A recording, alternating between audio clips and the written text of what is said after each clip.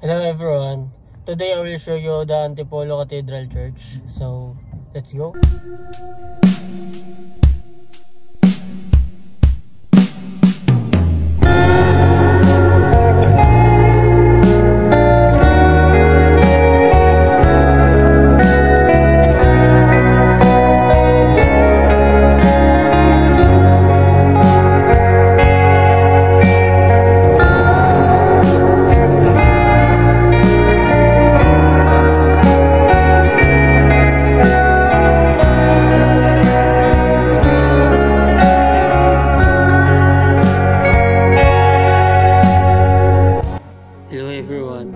Nandito tayo ngayon sa napakagandang lungsod ng Antipolo at tutulungan ko kayong mag-tour sa isa sa pinakasikat na landmark dito, ang Antipolo Cathedral, o mas kilala bilang National Shrine of Our Lady of Peace and Good Voyage.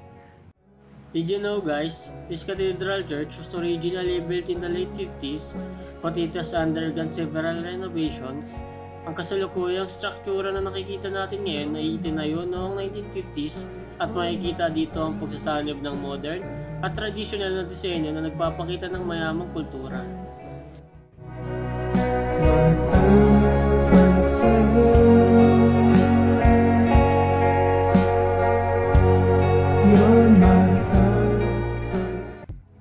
And guys, mapapansin niyo yung sobrang ganda ng design or mix and modern and traditional.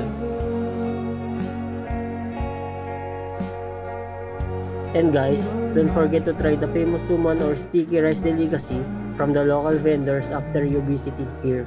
It's a must-have when you're in Antipolo.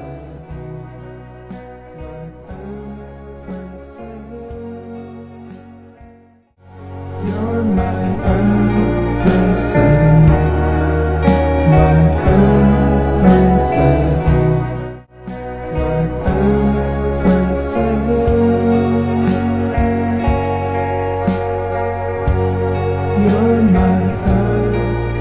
sun. And that's it. That is the beautiful and importance of the Antipolo Cathedral. Hindi lang bilang isang simbahan, kundi maging part ng ating history at kultura. Hope I inspired you to visit it here. Thank you everyone.